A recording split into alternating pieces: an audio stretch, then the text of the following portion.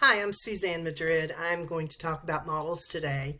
A model is a replica of an object or a thing that you can use in your library.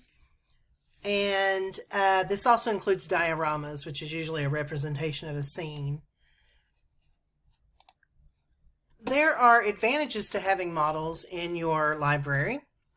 They are You can make the size big enough that kids can see it. It becomes manageable. It offers tactile sensation, height, thickness, weight. It simplifies complex objects for children, and it can be taken apart and reassembled to show relationship of parts. Some of the disadvantages are you may need special storage or shelving, and if space is a problem, then that's going to become complex. The parts could easily be lost. They're difficult to assemble sometimes, and size could prove difficult for use with groups. Selection criteria. You're going to want to ask yourself some questions.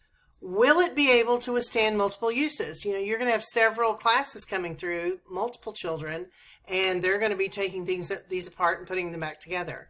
Are the sizes accurately portrayed if you're trying to teach something with it?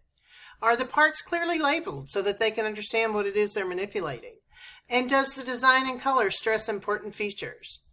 Implications for collection development are you have to make sure you have sufficient storage, and is it durable enough for multiple manipulations so that you end up getting your money's worth and the educational value.